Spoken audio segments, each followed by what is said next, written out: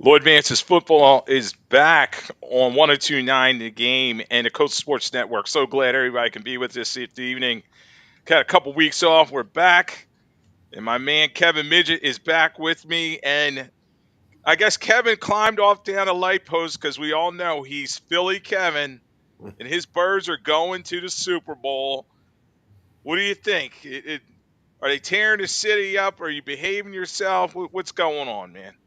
Well, one thing I will say, younger me might have done something stupid out there, but at the same time, older me, gravity is more of a factor now. I'm not really getting up that pole, whether it's greased or not. So I just couldn't believe the amount of people spewing all over the city just to celebrate a championship win. Mind you, is it a big win? Sure.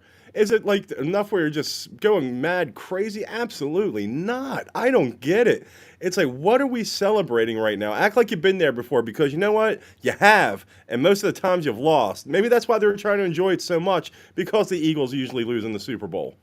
And it was just 2 years ago. They were just there in the big game, and they beat the Niners, and I didn't think it was as crazy as this time in terms of it, I guess I'll call them the young folks out there, and I think a big thing is they just want to be part of the show, and they all have cameras now on their phone and dance around, and they probably had too many cocktails, and you know. Like Nate tells me, weeds everywhere now. So I'm sure that was in the air too. So you know, hey, big win for them, and we'll talk about that and break the game all down. We were supposed. I talked to Nate, and I was like, "Come on, you want to come on the game on the show?" And he was like, oh, I can't, I can't. It just hurts too much." And we all know he's a Bills fan. Sorry, buddy. We've all been there, and Kevin will start with that game, and because this is the daunting side that the Eagles are going to have to face um, coming up in the Super Bowl in 2 weeks. We'll break the game all down and all that in probably our next show. But this week, I just wanted to it was a very even match between the Bills and the Kansas City Chiefs. Back and forth game. It was actually a better watch than the Eagles game. Kansas City prevails though 32-29. Mahomes puts on his Superman cape again, does a great job, and the underrated defense at Steve Spagnuolo, I think, definitely has to get a pat on the back. Yeah, it's just one of those things. They just don't lose. When the playoff time comes around, they don't lose. I'm under the impression now that Buffalo will never win a Super Bowl, ever. Detroit never win a Super Bowl, ever. These franchises both had their best opportunities this year, and neither one of them could cash in on it. Josh Allen, I feel for the guy, but as well as they played this year, as well as he played, probably the MVP of the league this year, you really saw them without a star wide receiver in that game.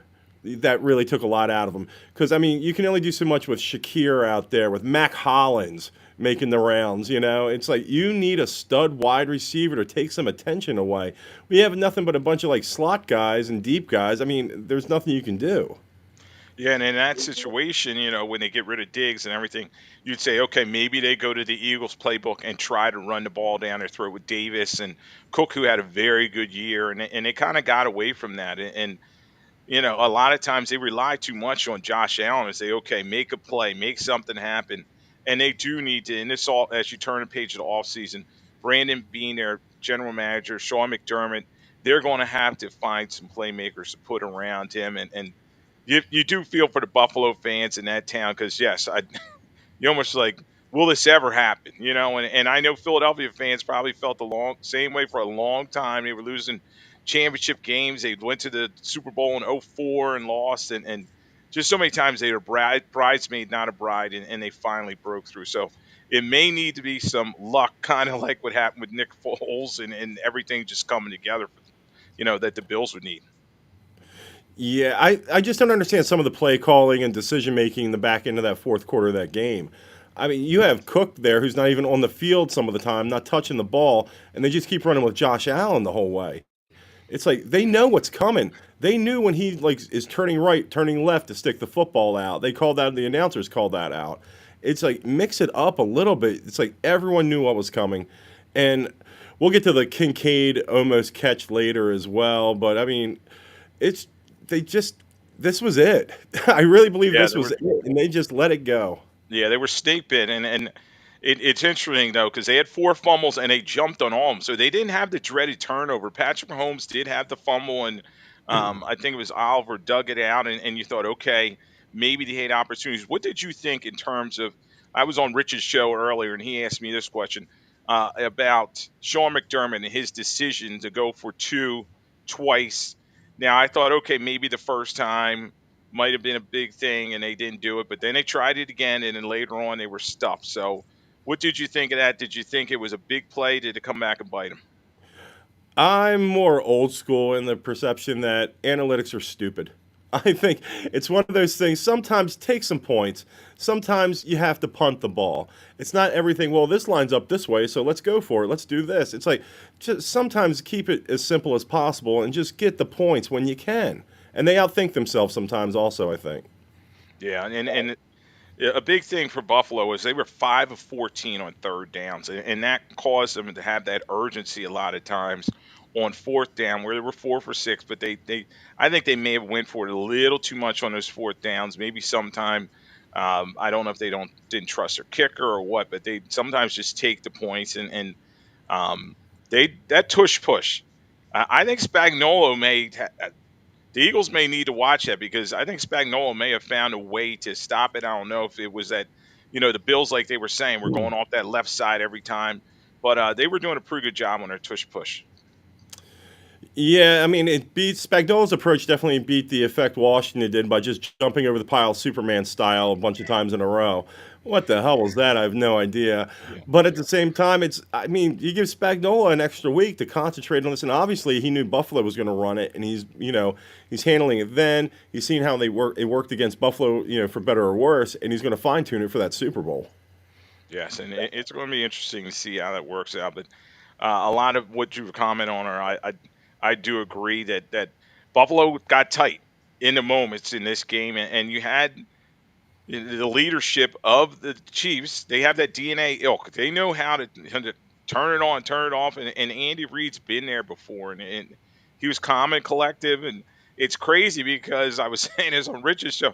It's not the same guy that I covered all those years in Philadelphia.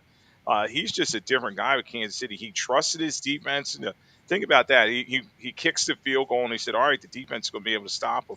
I know in the past he may have done something stupid in his Philadelphia days.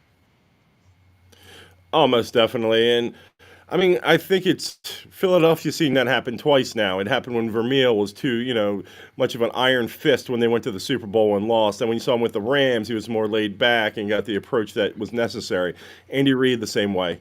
He was just too much in his own way, and then finally he relaxed a little bit and he did things a little differently. And you see the juggernaut you see before you right now.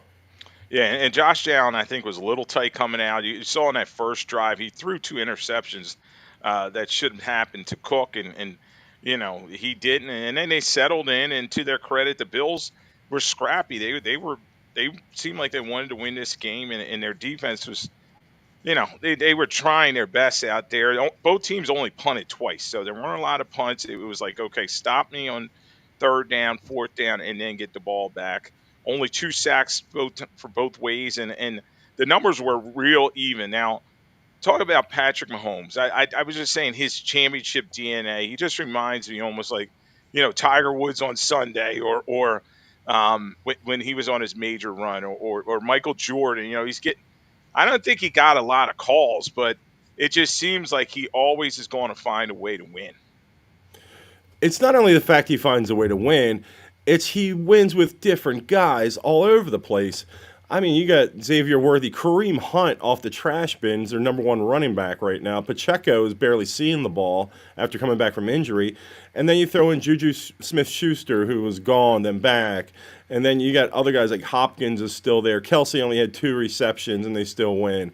I mean, it doesn't matter who's out there. That Super Bowl year they beat the Eagles, Kadarius Toney goes off. I mean, Mahomes can win with anybody out there. Yeah, he can. Yeah, and in terms of penalties, everybody was talking about that. The Buffalo at six and Kansas City at five. So I thought it was pretty even.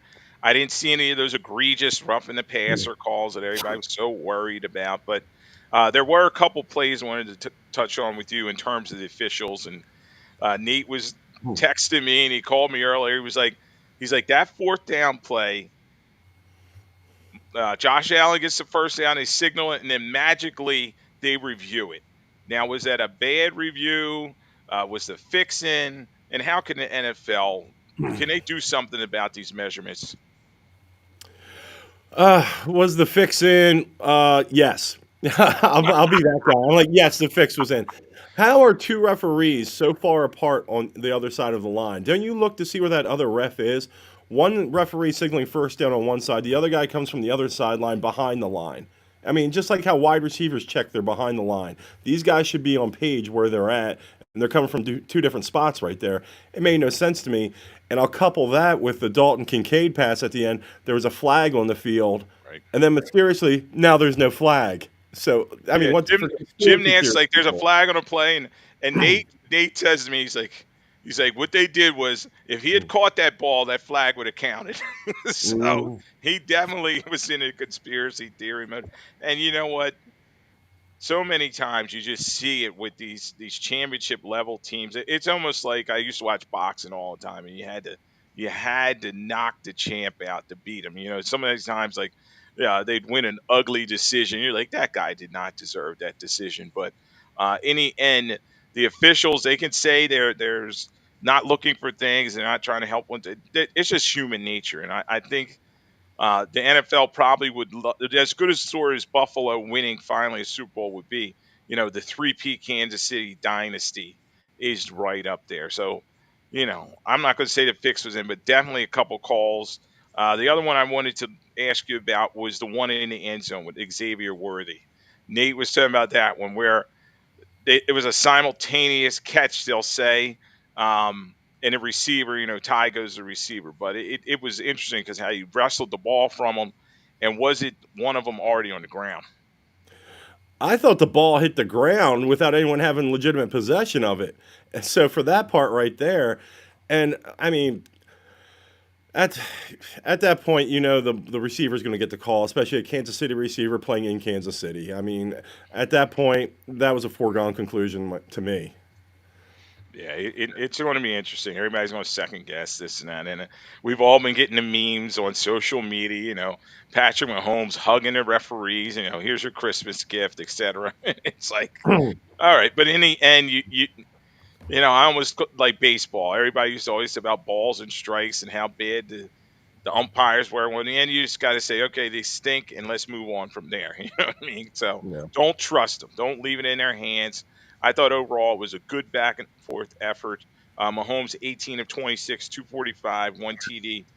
He rushed the ball 11 times for 43 yards and two TDs. The big thing was he had six first downs rushing the football. So it's a different Mahomes, and kind of like what you were saying, he beats you a variety of ways, and it's just not one guy that you can put your finger on and say, okay, we got to stop them. So that this is a challenge for Fangio and the Eagles, and I still think it's going to be a good game, but in the end, Buffalo, as you said, not enough talent. When Mac Hollins is your leading receiver, three receptions, 73 yards, and one T, that just says it all. And the funny thing about Mac Hollins is Rich Q had a prop bet he put in front of me. He's like, for $1, Mac Hollins two TDs, and it was a 7,000 payout. So, and Wow. I'm like, dude, you ain't hitting that, no way. And sure enough, Mac Hollins gets to what, the 40-yard TD, and then he's like, I got a chance, Lloyd, I got a chance. And if he had laid him out a little further, would he get tackled? He was down at the two or the one, Yep. somewhere around there. Yep. It Yep. was I could see dollar signs in Richie's eye. So, what do you think in terms of early look at Super Bowl? We won't get your final pick until next show, but is it Kansas City or bust?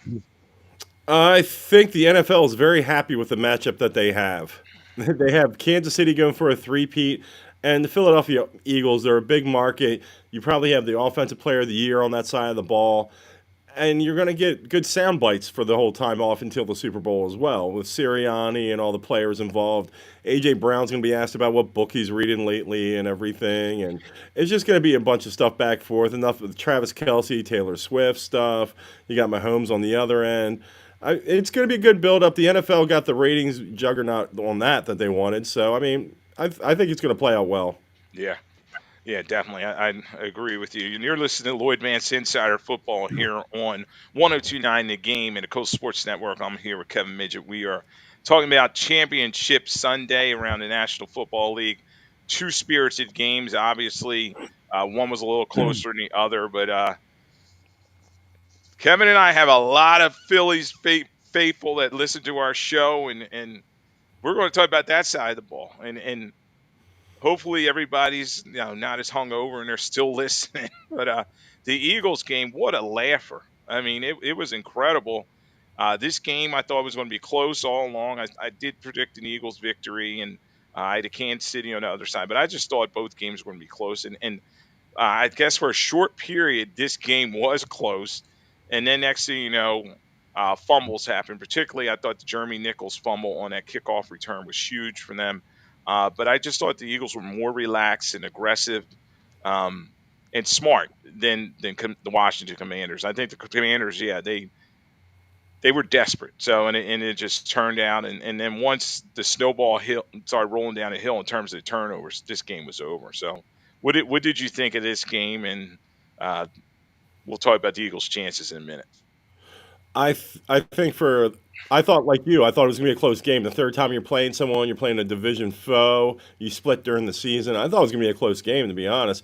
You know how you keep the officials out of the game and making questionable calls? You smack the other team around, and that's what the Eagles did. They took any question out of that there was gonna be one call to decide this game. The one kudos I have to give to is Jalen Hurts' efficiency.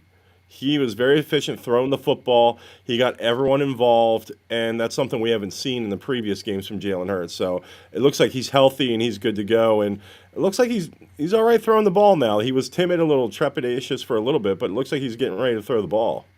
Yes, and that's the big debate around here in Philadelphia where I'm at, and I listen to it from friends, family. I'm out, and uh, they're all asking all the time, is Hurts really a top five guy? Can he get it done? And I thought he was answering some of his critics yesterday. 20 of 28, 246, had a TD. Most importantly, no turnovers. Uh, his rushes, 10 rushes, 16 yards, but he did have three TDs. Obviously, the tush push factors into there, but Jalen Hurts he's efficient, as you're saying. He is their leader, and yeah, other than Patrick Mahomes, Joe Burrow, maybe a few other guys, I wouldn't take anybody else instead of Hurts. And he's not looking to be the big story. He just wants to win. So talk to me Mhm. about Jalen Hurts and will people finally get off his back? I still had a lot of guys questioning, like, oh, he's not good enough, they're going to lose, etc. I think one of the things that hurts Jalen the most is, no pun intended on this, is the fact is when he gives interviews and everything, he's almost like it's just monotone, sad Hmm. dog kind of thing, and it's like he doesn't have the vivacious personality, or you saw Lamar when he lost, like he was full of emotion and he said things, that you had to do earmuffs for and everything else, but you felt that guy's passion for the game. Jalen's just on point. He's just like, this is what we're doing. He's one of those guys, and I think the media and also fans look at it as a negative, as opposed to this guy's just really focused. Yeah, it's a great point, Kevin. And he's about business, and he was a communications major in college, so he understands how to play the game with the media and so forth. But yeah, it does not endear himself to the media and the public because they're always going to not give him the best.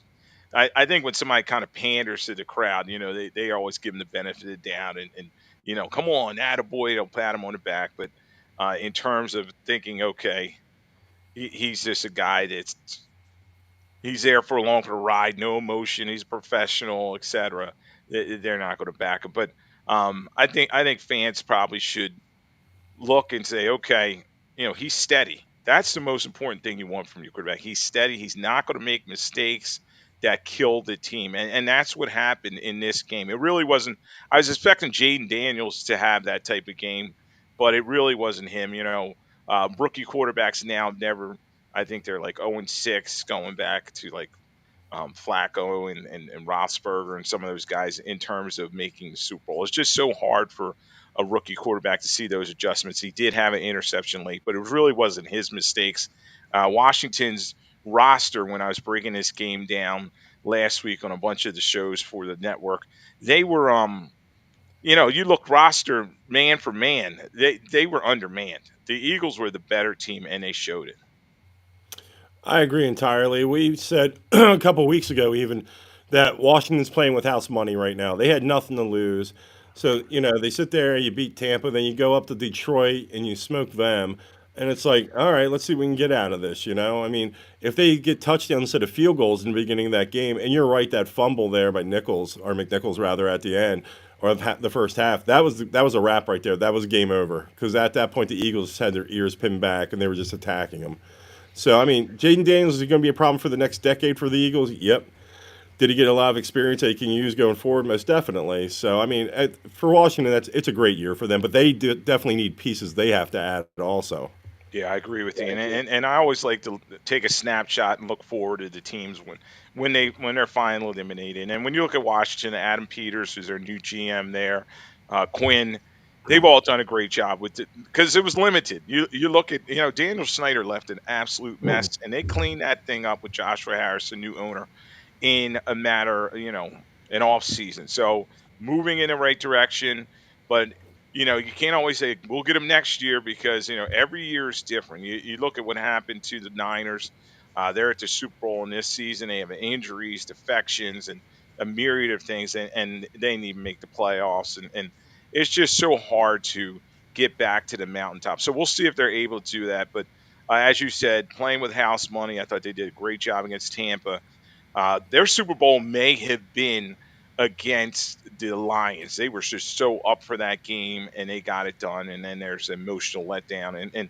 And Philly's just such a tough place to play in terms of the fans. And the weather really wasn't a factor, but it just was a high pressure situation for them. One guy you got to talk about, not a lot of pressure, and you got to feel happy for him because this is a reason I think a lot of people love the Eagles this season is the Saquon Barkley story. I mean, 15 rushes, 118, three TDs. That first TD, the 60-yard run on the first offensive play of the game, it just set the tone, and you're like, Washington's got no shot. When, yeah, they have an 18-play drive. They get that field goal that you talk about, and it's like, Eagles like, what? Okay, here's Saquon. Take it to the house.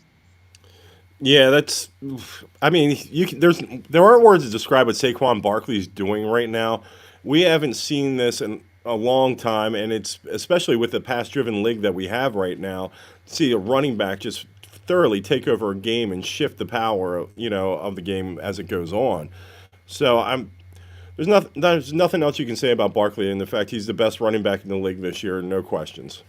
Yeah, and he's going to be the offensive player of the year. And you know, it- we always say the MVP is a quarterback award, but man, he should be in the mix because we talk about Jalen's intangibles and he's a leader, et cetera. Well, Saquon though is the engine of this team, and he's driving them. And definitely, you can't talk about Saquon without talking about that offensive line. All week, I'm looking at reports, and it was in flux. And the Eagles' offensive line, Stoutland, their coach, did a great job in getting these guys ready. Steen came in and played guard, and then you had Landon Dickerson playing, and he obviously was hurt with that knee injury. And then you had Jurgens gutted out from his back injury. They didn't think he was going to play.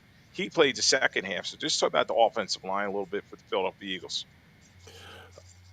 Once again, I think it's the best offensive line of football right there. I mean, they just sit there and they plug away. I mean, you lost potential Hall of Famer and Jason Kelsey, and they did not miss a beat at all.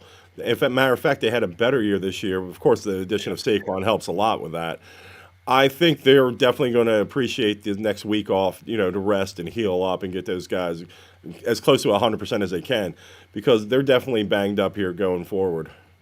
Yeah, and that's going to be interesting because you got Chris Jones on the other side.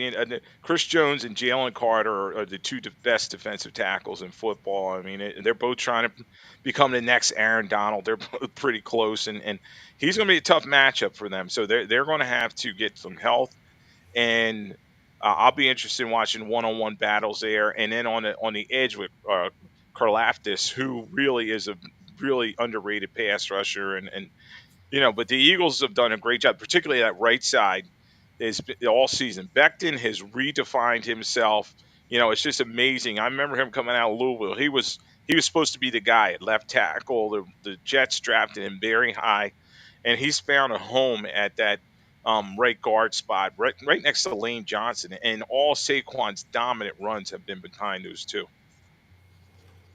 Oh yeah, those guys are monsters. They rip a hole open. You and I are getting 5 to 8, let alone Saquon busting one for 60. So I mean, yeah, it just seems like even when they lose guys, they bring the right guys in. That goes to Stoutland right there. It was at Stoutland U, they call it right there. They Yeah. bring him in there, and he turns these guys into world beaters. So the offensive line sets the tone for the whole offense. Yeah, and the Eagles are making their statement and say, look, Chiefs, we're coming to play. They had 459 total yards, rushed for 229 on 36 rushes, averaging 6.4 yards a carry. And you even saw their backup at the end. He came in there. He's busting a big run. And it's just a story of this team. And as you said, a couple of years ago, they're talking about all running backs are undervalued, don't pay them, etc. Well, the Eagles have flipped the narrative, and I think it really started right around the bye week where they decided to, you know what, they had some difficulty.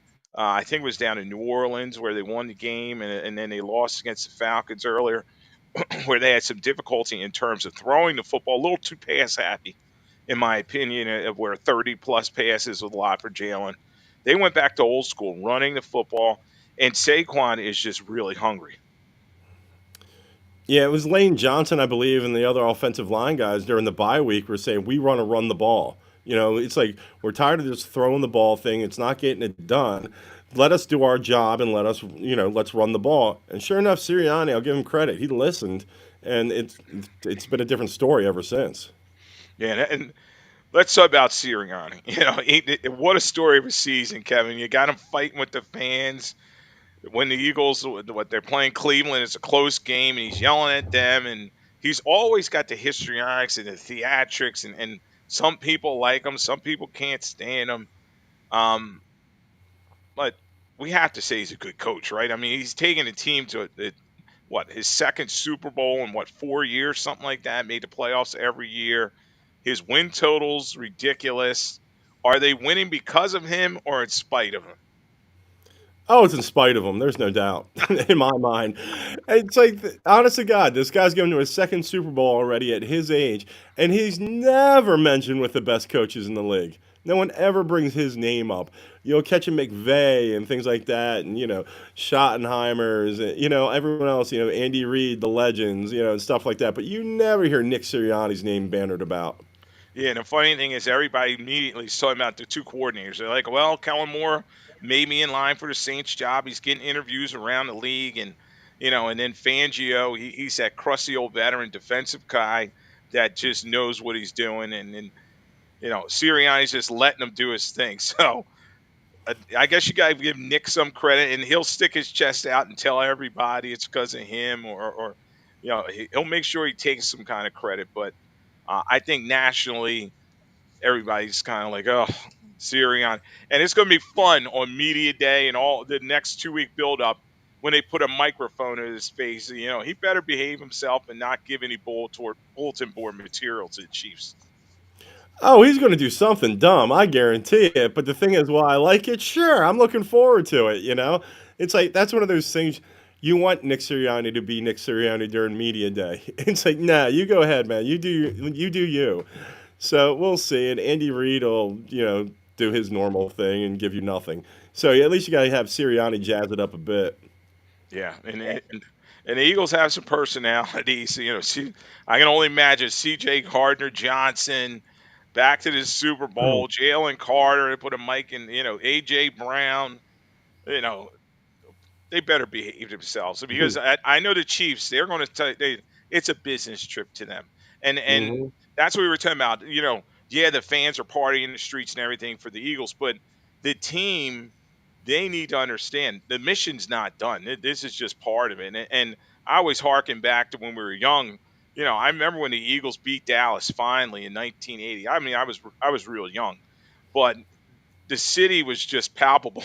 They acted like they won the game, and then next thing you know, the Raiders are waiting for them. Ironically, in New Orleans, and the Raiders beat the pants off them. And later on, Dick Vermeil and I talked to guys that were on that team. They said, yeah, we kind of lost our focus and we concentrated so much on Dallas. They were the mountain. We forgot that, the last step was winning the actual game.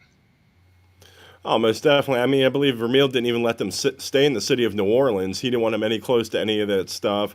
While you got the Raiders out on Bourbon Street drinking a night or two beforehand. And the thing is, the Eagles beat the Raiders earlier that year as well. But Right. like you, I was a kid. I remember Wilbur Montgomery busting that touchdown. Taking it down. He basically sealed that Dallas game. So you're right, though. It's like the job's not done. They should know better because they had to play Kansas City not too long ago in the Super Bowl. So, but yeah, Kansas City, they probably just had a nice after dinner, after me football game dinner and just went to bed. Yeah, yeah. It's going to be fun to see how this shakes out over the next 2 weeks. And obviously, we'll have our breakdown and our picks next show. But you're listening to Lloyd Vance Insider Football on 1029 The Game, the Coast Sports Network. I'm here with Kevin Midgette. We're talking about the championship round. Uh, let's get to a couple news and notes around the league. Kevin, wanted to get your take on this. And we talk about this. I don't know why they're still the number one talking point on all the shows and everything because this franchise stinks. The Dallas Cowboys, they promote Brian Schottenheimer from offensive coordinator to be their head coach. And it's just like I've said it over and over again. This team will never move forward until Jerry Jones is, out of the mix because he wants a coach that he's going to not control, but he has to have a good working relationship with. I guess he had a good working relationship with Garrett and Wade Phillips and Dave Campo and all these other clowns. So, what are you thinking about this hire? He wants nothing but a bunch of yes men. That's all he wants. Oh, it's another good job, Jerry. Oh yeah, it's a can't miss pick. Blah blah blah. Yeah, like I've said it many times. I want Jerry to live to be 110. Just keep running that organization, Jerry. You're doing a great job. And then when you look at this division, you have the Giants. They're bringing back Joe Shane, their GM, and they're bringing back Brian Dable, who struggled. And then you have the Cowboys. Obviously, we're talking about they're still in flux, and they're paying Dak way too much money. Is it going to be the Eagles and Washington Commanders over the next 3-4 years fighting for this division because the other two are just so bad? I'd say a good 5 years at least, to be honest. I mean, I don't see Dallas doing anything with the setup they have right now. That's for sure. And the Giants, I don't. You bring all these guys back. It's like, what did you see that you want to, get the band back together for another season? It's like you sit there, you bring the GM back, the head coach back for a team that stunk. So hey, let's do this one again. So I don't see any competition for Washington, Philadelphia from the rest of that division. Definitely. Yeah, and in terms of other hires, the Lions. We didn't get to talk about the last game. The Lions, Washington took it to them, and they took advantage of turnovers. So every team that won in the divisional round protected the football, and then you had the Lions with Jared Goff turning the football over and over again. And like you said earlier, they may just be snake bitten. This like the Bengals and I know the Jaguars and the Panthers are new, but fairly new compared to some of the other franchises. They all seem to they just can't get over the hump and win the big one. Talked about the Lions and their magical season, and where do they go from here? Is Golf? Should they still stick with him? I don't think they have a choice, to be honest. Because I mean, who are you going to bring in? Are you going to try to get Kirk Cousins to come in there now? And you sit there and roll with Jared Goff because you know him. I I don't know if they can get over the hump with Jared Goff. He's a guy that will, look great one game and then throw 3 to 4 picks the next game. That's just his DNA. That's who he is. But they have the talent on offense, that's for sure, if they can get it together. But this was their year, and the number one seed, the moment was too big for him, and it showed. Yeah, it did, and those turnovers were huge. Jared Goff had three ints, including a pick six. He also had a fumble, and it just shows you quarterback play in the playoffs. Your quarterback's got to be dialed in. You just cannot have a guy that's turning the ball over and 5 turnovers in this game. Washington didn't have any. Um, and you see where the home teams were 8-2. going into this week, and now they're 10-2. So is home field advantage still a big thing in the NFL? A lot of times they're talking about parity during the regular season, but I think the crowds and everything, it does factor into it. And let's not forget the officials. When the home team always seems to get some cooking. Yeah, but I think it also comes with the onus of winning, enough games to get that home game as well. I think you're at least getting one or two calls for having the home game. I will give Washington credit though. That Detroit crowd, they were loud. They were just screaming left and right. That was a hostile environment to go into, and it didn't phase them at all. And I agree with you what you said earlier. I think that was their Super Bowl. They won that, and they were just emotionally spent going into that Philadelphia game.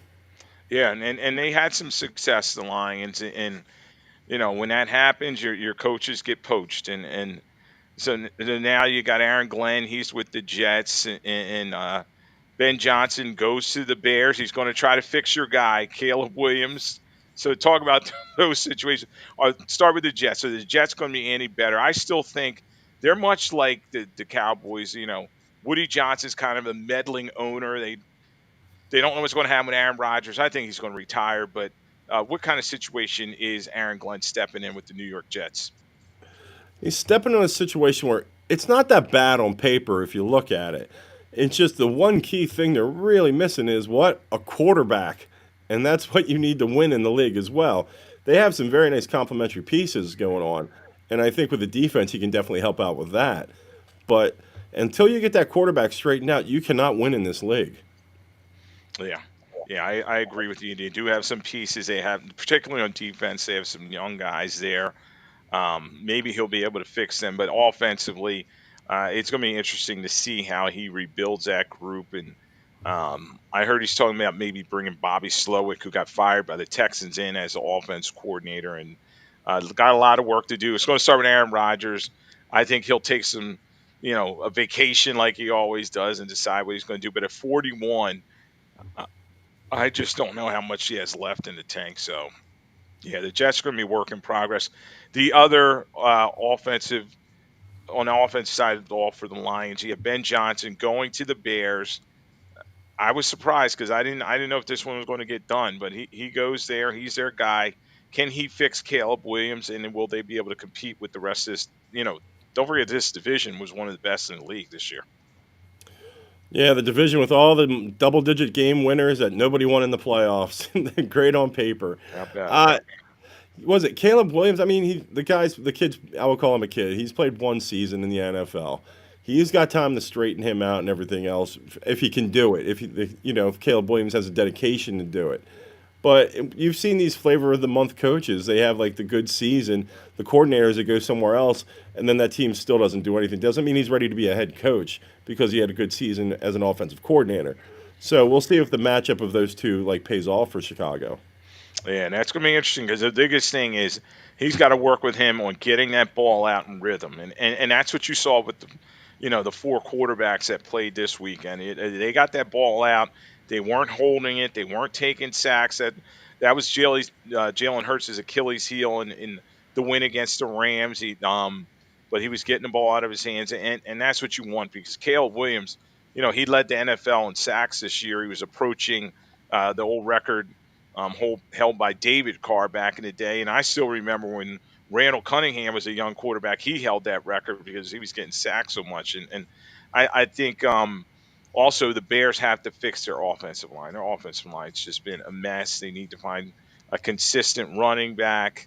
I don't know about Swift there in terms there, and then defensively they have some pieces, but I think they need to get younger at linebacker. Yeah, they're definitely a work in progress. And with everyone that's in front of them right now, the Vikings are going to be interesting to see what they do with Sam Darnold and McCarthy coming back to see how healthy he is. Because Minnesota has to figure out what they're doing. You sat there and took this quarterback with the number one pick, and then you had Darnold go off like he did this year. What are you going to do with that situation?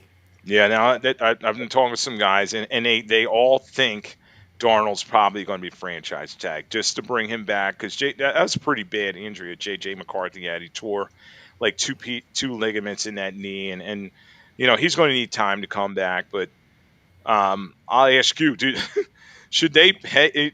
is Darnold worth? I think I know the answer, but is he really worth $50 million? In today's market, sure, why not? These guys are getting paid and checks written for them left and right. For a team I was running or rooting for, would I want them to sign Sam Darnold for $50 million? Absolutely not. Not a chance with that USC pedigree. Yeah, that's a lot, and you saw the way that he played in the playoffs, and I was texting a bunch of guys, and I was like, there he is. I've been waiting all season for this guy to show up, and sure enough, he did, and in the wrong moment. And as you said, they had won all those games, 14 games, and it's like the regular season don't mean nothing because you're just gone Hmm. in the blink of an eye, and then you had Washington come in as the sixth seed, and they were able to make some noise. So the other one we're going to talk about here on Lloyd Vance's Insider Football on 1029 The Game, the Coast Sports Network, other coaching changes. And this was a head scratcher. Pete Carroll gets the job with the Raiders. The Raiders, I was saying this to Nate. I was like, the Raiders were good back in the day. I mean, when we were coming up, the Raiders were a feared organization. But now it's just like, what the bleep are they doing? Carroll, they always say he's a young 70 something, but I just don't know how he relates to these young guys today, and where do they go from here, because they don't have a quarterback. Yes, they have a high draft pick, but where do the Raiders go after taking Pete Carroll? I, like most people, were like, what? Pete Carroll was even doing interviews. He was in this mix at all. So, I mean, I don't. I think the Raiders. I think Davis is basically his dad would be, doing that face plant emoji like this, seeing like some of the stuff that he's doing. So I mean, the thing is too, Pete Carroll got what, like a 4 year contract with a extended year maybe or option year. It's like, isn't he like 72, 73? It's like at a certain point, it's like, let's just do this year by year and see how it goes. I mean, good for him. I don't begrudge anyone. The guy was retired. He's probably bored. He's like, this is what I know, this is what I do. But they don't have pieces there also. Your best receiver is a tight end right now. You have no quarterback. So they got a lot of work to do there. They do, and they have some high draft picks coming up, and maybe they'll be able to figure it out. And but yeah, that was definitely a head scratcher, and um, yeah, Liam Cohen, he's the offense coordinator for the Bucks, kind of like what you're alluding to earlier. Yes, he picked Baker Mayfield, and he did a good job there. But now he's going to a Jaguar situation, and you wonder, like, okay, is he going to be able to clean up this mess here? Because Trevor Lawrence, high draft pick, number one overall, but he's been underachieving. Can Liam Cohen go to the Jaguars and fix that situation? The one thing with Jacksonville is they actually have some offensive weapons on that side of the ball. And if he can get Trevor Lawrence healthy, healthy being the key word, you can get a healthy season out of Trevor Lawrence. The talent is there that he can do it. He's shown, flashes of, borderline brilliance, getting to the playoffs, things like that. So, I mean, was it a step back year last year? Most definitely. But you get him healthy, and you get the right guy helping him, go forward. That's a possibility that could work for him. Yeah, it could, and it's a good opportunity because that division. Let's face it, 10 wins could get that team into the playoffs, and then they could go from there. They do have some pieces offensively, as you were saying, with Robinson Jr. I like what he's doing. Kirk got hurt this year, but maybe they got to figure out what to do with ATN. Offensive line, I think, they're another team. They got to fix that offensive line first and foremost, and that'll help Trevor Lawrence stay healthy, keep him on the field. And then defensively, they have to build around some of they have Trayvon Walker there, former number one overall pick, but they got to build them around players like that. So, uh, interesting hire there for the Jacksonville Jaguars. The big saga was, Liam Cohen he said he wasn't coming until they got rid of Trent Baalke, their general manager. So they get rid of Baalke. Liam Cohen says, all right. Now, the thing about Shad Khan is he's kind of hands off. I almost feel like with the Jaguars, why don't they just move over to London full time? Because why does Jacksonville even have a team? It's a sleepy place. No, yeah, I mean, even when they put the franchise there to begin with, it's like, why Jacksonville? And they were getting their biggest sellouts of the year when they play in London. So I mean, it just made more sense for me. If you want to make the game global, as I know they do, that would be the perfect fit. But Jacksonville, right there, you're just in the quagmire. Yeah, it's interesting because yeah, you got Jacksonville, and then you have other football hotbeds, in the South, that possibly could have, like Birmingham, Memphis, some other places that probably would have wanted a team supported it. But yeah, we'll see where the Jaguars go. And the last one, the New Orleans Saints. There, that opening still. That's the last one. Now the name you're hearing Kellen Moore. Maybe they're waiting for him and the Eagles after the Super Bowl. But the other name being bandied around is Mike McCarthy. I mean, how could he get another job? I mean, seriously. It's the old boys network. You know how that goes. It's like these guys just keep getting kicked around. Oh, here's another job. Oh, here's a name we know. It's like that's what they do. It's like these guys just bounce around from job to job, and as long as there's enough bad, mediocre teams, they're going to get another shot.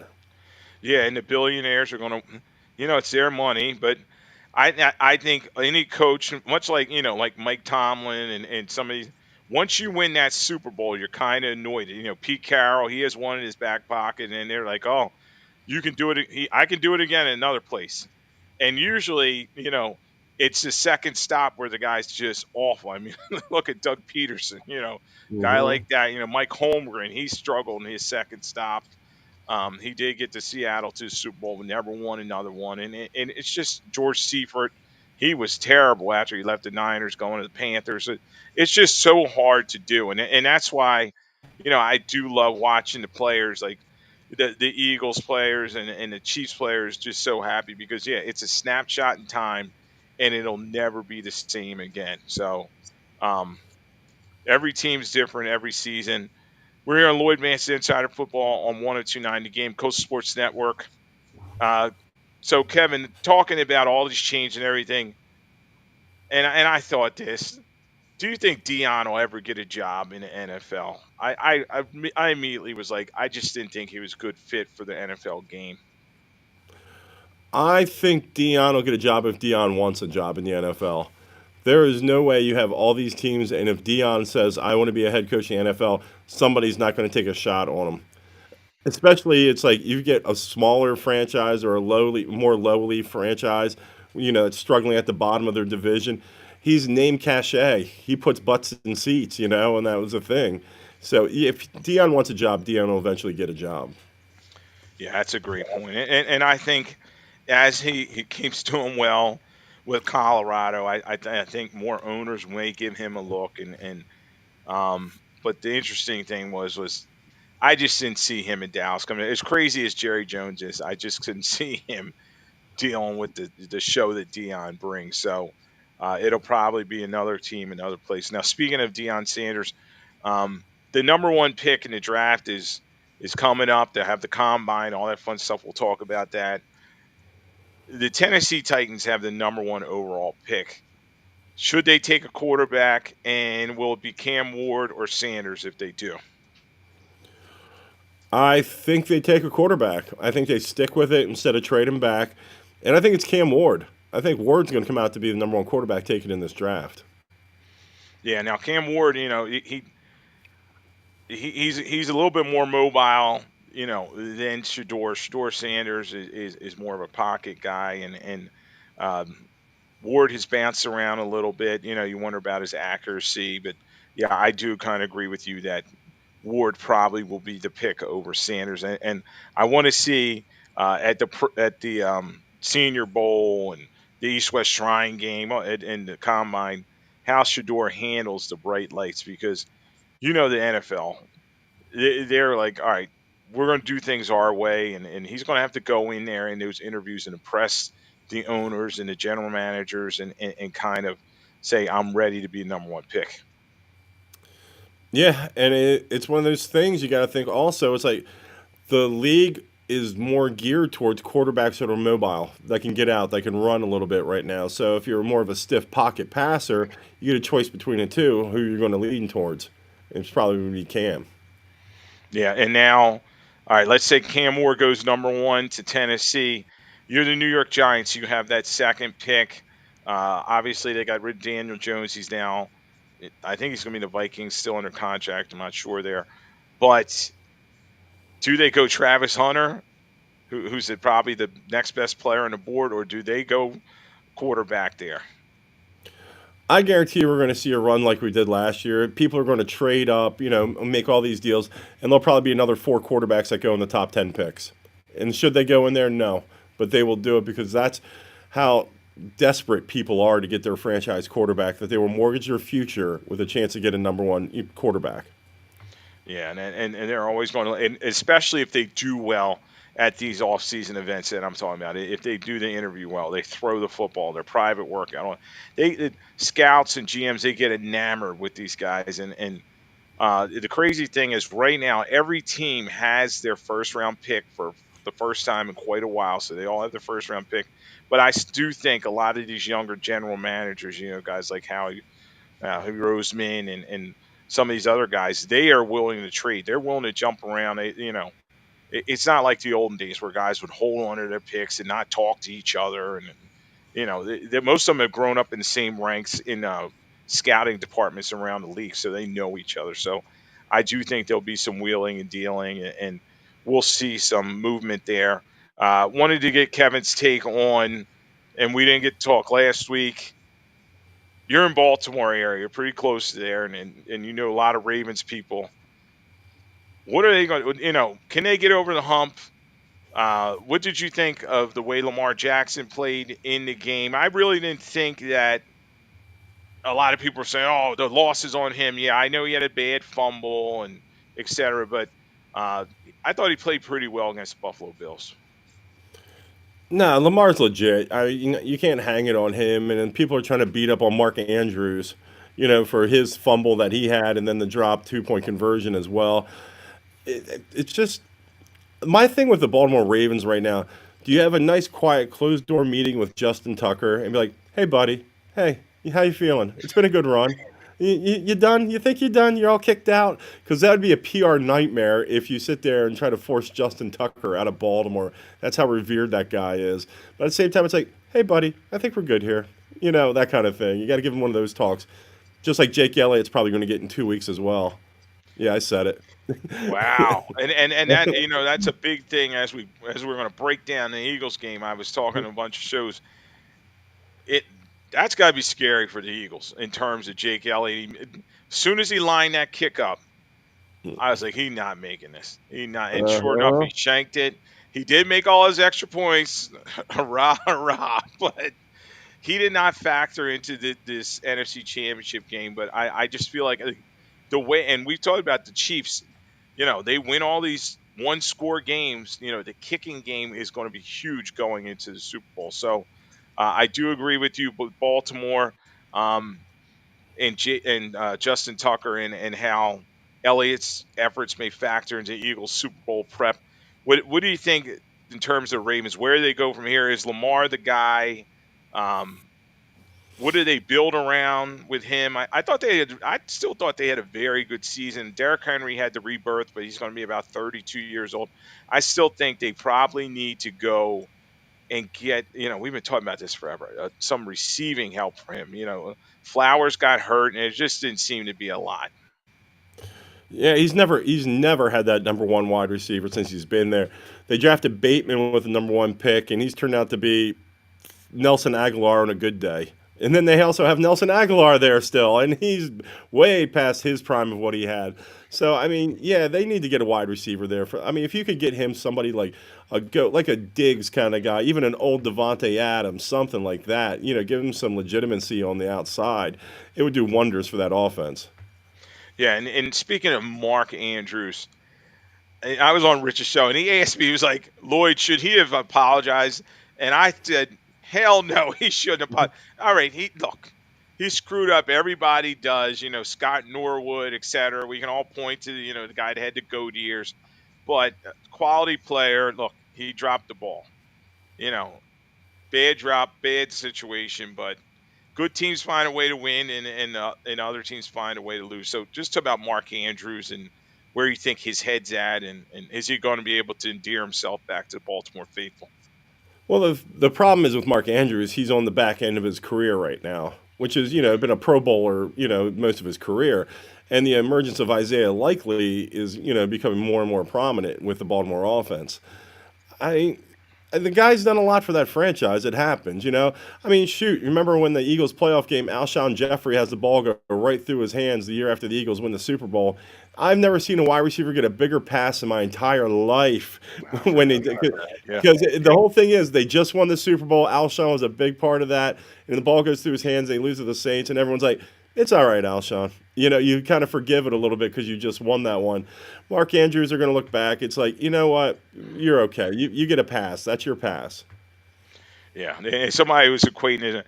Is he going to be the Jackie Smith of this gen? No, I know a lot of people don't remember.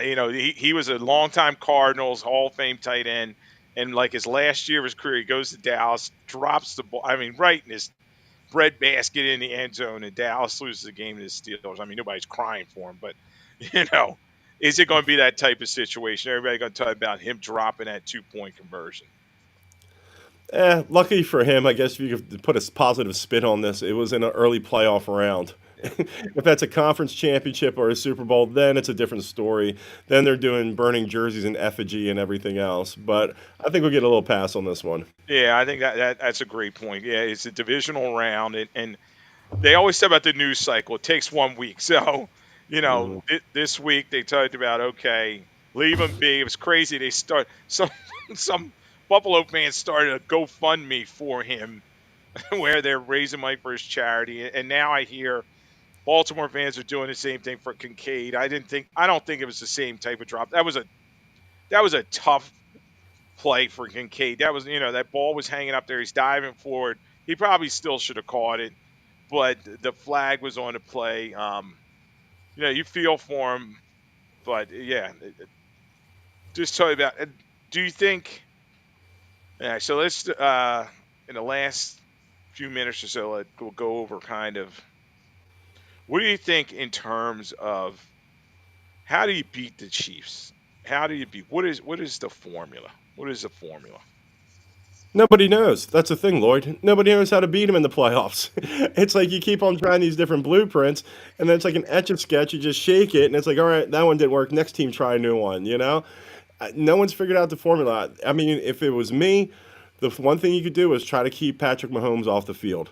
Sit there, run the ball, run the clock, win time of possession, and of course, most importantly, don't turn the ball over. Because that's what cost the Eagles the Super Bowl last time. If you look back, was the Jalen Hurts fumble that got returned for a touchdown. So I think those are the big, keys they have to work on. Yeah, and Mahomes 17-3 in the playoffs. It's just so hard to beat him. I think a big thing is you got to look at what Tampa Bay did to him. You got to hit him early and often. That offensive line, eh, they still have some holes there. Now Tooney's playing well at left tackle. He's really a guard. You got to beat him around that edge.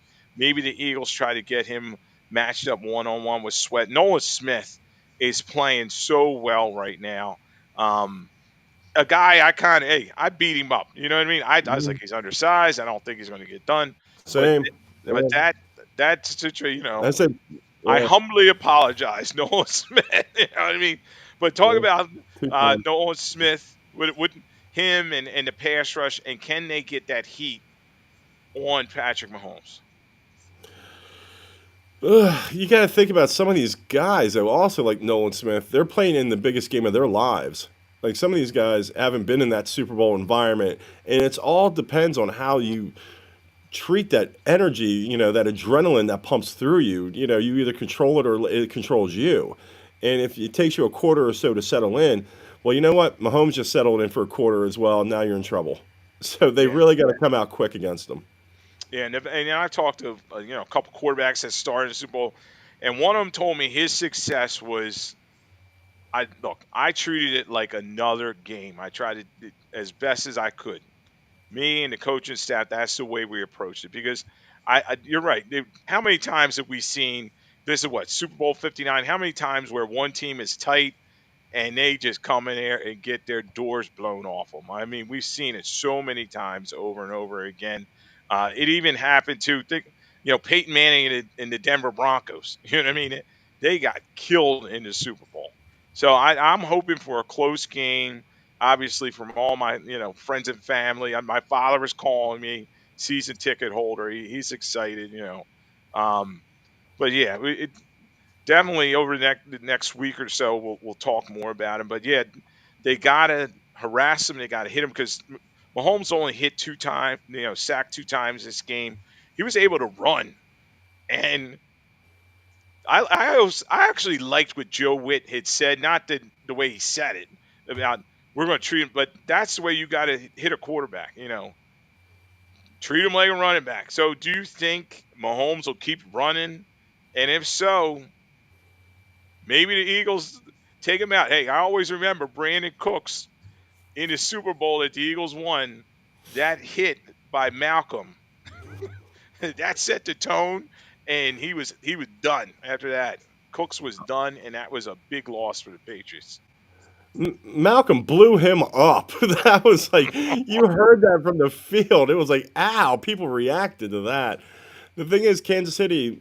All right, just throwing this out there. Patrick Mahomes gets knocked out of the game. Who comes in the quarterback for the Chiefs?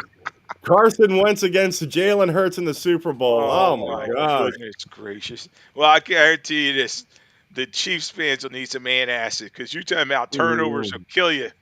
Don't worry, Mhm. he'll start turning the ball over real quick. So that was Mhm. his Achilles heel at the end with the Eagles and with the Colts and Washington too. They all Mhm. somehow they thought they could fix him, like we were talking about with Sam Darnold. Look, once a quarterback's broken, you're more than likely are not going to fix him. I know Kurt Warner went, had a rebirth with the Cardinals, but you're not going to see that too often. So, yeah, so I think that's a key um, in beating the Chiefs. Obviously, it was interesting to me. What do you think about Kelsey? He did not do a lot in this game. He had a couple blocks. He was a little feisty out there, but is he going to need to be more involved on Super Bowl Sunday?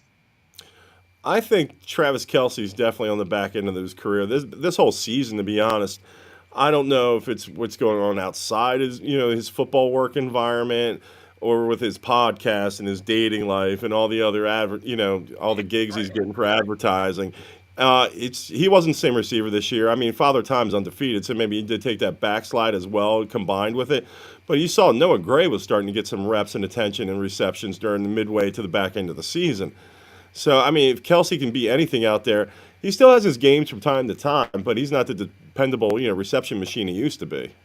Yeah, and it's going to be interesting because when I was watching the game yesterday with the Eagles, Blanket Chip has some problems in coverage, and Zach Ertz was having a day out there. He had 11 catches, 104. I know some of the catches were late when in I don't care time, but he had some big catches before the garbage time. Um, are the Eagles? Do you think they need to look at the way they're covering the tight end, just the limit what Gray and Kelsey could do? I think they better because I guarantee you, Andy Reid in Kansas City's checking it out, and they're going to notice what happened with Zach Ertz that last game, and if they see a trend in there, they're going to attack it. Yeah, and what about Oren Burks? I think he played. He was solid. But he is a backup, and Zach Bourne can't be everywhere. I know he had like double-digit tackles again. He had a forced fumble recovery. He seemed to be everywhere. But how important is Burks going to be in this game? I think it's going to be an issue where, yeah, he's going to have to play and he's going to have to actually, contribute, and it can't be a liability out there. I think it's one of those all hands on deck, and it's like everyone's got to bring their A game. If not, you're going to be in the back end of the win column. And then what do you think about and it must be special for the rookies on his team. You're like, wow, the rookies on the Eagles. You have Cooper DeJean. And then you have Quinyon Mitchell had a very good game. He had a nice pick against Washington. These young guys, they don't think it's going to happen every year, but they're going to the Super Bowl. And are they going to be a factor along for the ride? What do you think about the rookies? I think they're going to be a factor. I really do. I don't want to say the lack of ability with the Kansas City wide receivers, but they don't have that daunting stud receiver that you're more concerned about. I think Quinyon Mitchell and Cooper DeJean, they're going to settle in. They're going to feel right at home there. I don't think they're going to be worried, I should say, about nervous going into the game. I think they're going to be up to the challenge. Yeah, and probably next show we'll get one of my NFL guys that'll be boots on the ground in New Orleans to get their take. And I did the whole Radio Row thing before. It's crazy. It going there, it was fun, but then I was glad I left before the game. I mean, just going to all the pre stuff was enough for me because the Super Bowl is kind of like a corporate event. It's Mhm. you know it it's big money.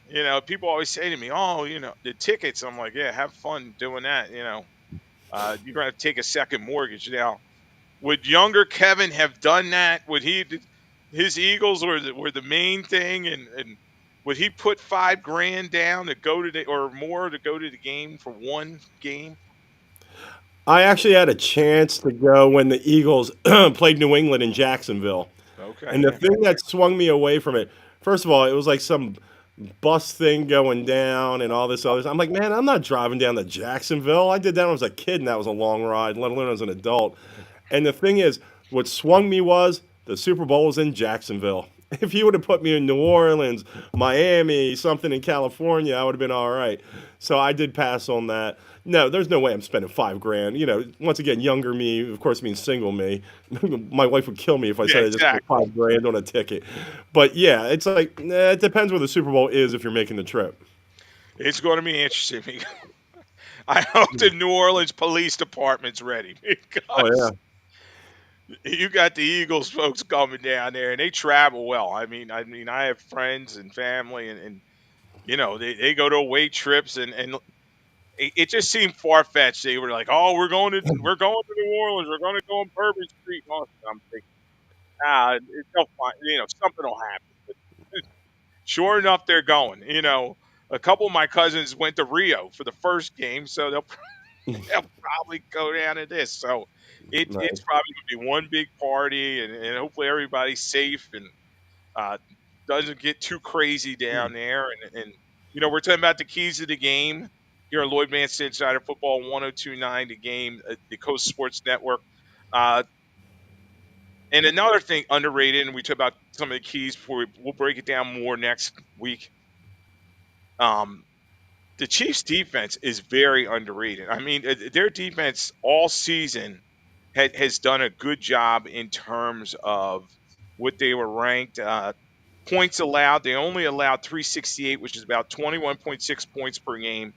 All season, we were saying, okay, Patrick Mahomes, he's a little bit off, and they had to win games kind of ugly, but that defense has always done a great job. Is Spagnuolo going to be able to come up with a plan to kind of shut down Saquon Barkley? Because that's going to be the key to me. I mean, Saquon Barkley, if the Eagles are smart, they say, we're just going to stick with the horse that brought us here. And that is key as well because it's like you can see Sirianni wanting to get cute. It's like instead of Saquon, it's like, oh, we're going to throw him off here. We're going to outthink them, and we're going to start throwing the ball. No, you feed Saquon Barkley until you can't. Until if Spagnuolo shows you that he can stop him, then you adjust your game plan. But you come out there, you just keep feeding Barkley. Yeah, Barkley's got to get 30 touches. Whether it's 25 rushes, 5 swing passes, etc.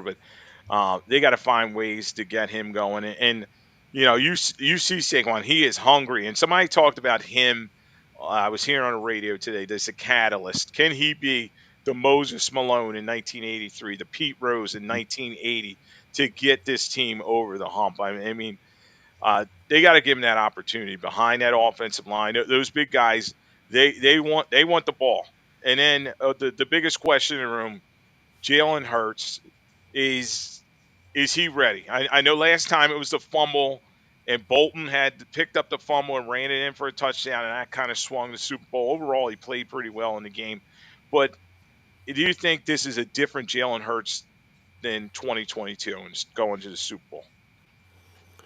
I think definitely it is. I think Jalen knows what to expect now. He knows what to expect of the week off beforehand. You said, the media row, all that stuff. He knows what's going to be expected of him going into it and how to get his preparation right and what he's going to have to look for and what he can blow off that he maybe have paid more attention to the last time he was there. So I think Jalen's definitely more than up to the challenge for this.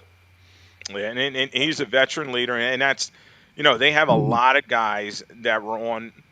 Well, not even a lot anymore. I think they said there was only 4 guys left from the 2017 team, but from the 2022 team, there's a lot of guys that got experience of going to the Super Bowl, and the most important thing is treating it, as I was saying earlier, like a business trip. Don't get too high, don't get too low.